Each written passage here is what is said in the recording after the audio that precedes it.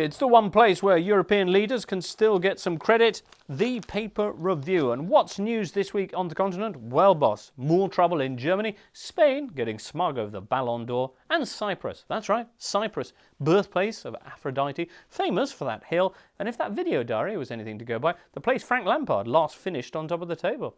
Cyprus now making waves in the Champions League too, though, with Apoel Nicosia.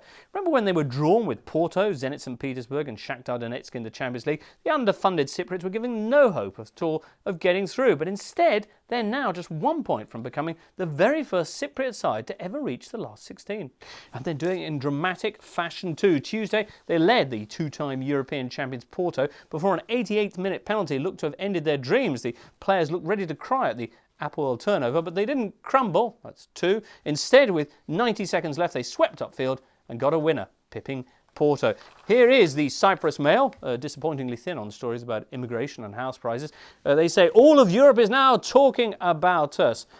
The reporter reveals, as Apoel fans slumped back into their seats, trying to come to grips with the strange idea that a 1-1 draw against Porto is now a disappointing result, the Cyprus champions showed us once again why they are the story of this year's competition. Right.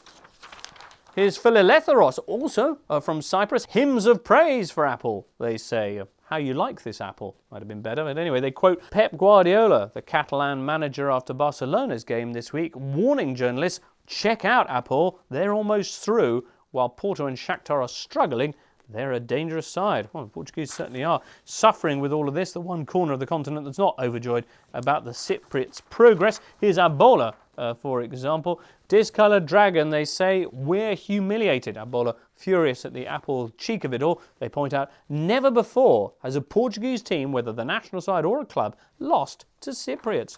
Or Jorgo says quite simply, what kind of a team are you? Lemons? Well, moving on then anyway to news in other countries. Let's see, Belgium's Het Nieuwsblad leads this Thursday with confirmation that Steve McLaren is in talks with Bruges. Worryingly, there's also rain forecast. In Germany, meanwhile, Bild has an update on that big hooligan story with what they worryingly call a new dimension of violence. Soccer hooligans threaten at the front door of Daniel Bauer. For the first time, they write, a pro has been threatened by masked hooligans directly at his own front door. Enfield police checking on his Mini? No, luckily. Thursday evening, 9 o'clock, the doorbell rings for Daniel Bauer, who plays for FC Magdeburg in the 4th Division. Pizza service, it squawks over the intercom. When he opens the front door, though, he finds 10 masked men who say, we now know where you live, and if you do not win on Sunday against Hull, we will come back with anchovies. Although I may not have translated that last bit right. FC Magdeburg sadly promptly drew 0-0, so poor old Bauer has asked his club to go into hiding. Very unpleasant business that. And as Bild says, let's hope it doesn't cause a precedent. Right, like a domino effect.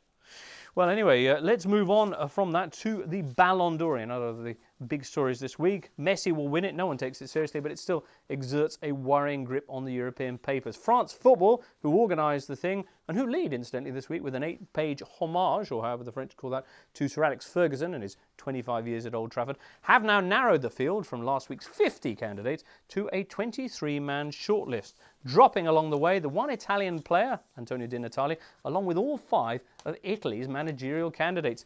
The Italians hiss at us, says the magazine excitedly inside. The Spanish press, meanwhile, proudly announcing that this Ballon d'Or will be won in Spain because more than half the 23 names come from the Liga, and no less than 8 of them from Barcelona. Barca there with 1 more than even the Spanish national side, and they won the World Cup. Just for the record, it's Messi, Xavi, Iniesta, Piqué, Villa, Cesc Fabregas, Dani Alves and Abidal.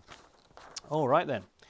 Messi will win, as I say. Let's finish off today with a hearty get well soon then to Antonio Cassano, who, as you may have seen, suffered a minor stroke last weekend on the way back from Milan's win at the Stadio Olimpico against Roma. Antonio this Friday having a minor operation to resolve a small malformation in his heart that was the cause of the problem. Doctors assure us that he will return, but not for 4 to 6 months. Now, in football terms, this is, of course, a blow for Milan and for Italy too, but the bigger picture is that he was fortunate that in his case, it was spotted in time. Well, it's dominated the papers, as you can imagine. Cassano fair there, an early edition of the Gazzetta dello Sport. L'Equipe, as ever, Cassano touched right in his heart. Milan, it's all for Cassano, and even Diego Maradona wading into the story. Here we have Corriere dello Sport. Maradona writes to Cassano and he says, "My friend, come back. Football needs you." On which note, we conclude today's tour of the Continental Press. We're back next Friday with more. Hopefully, we'll see you then.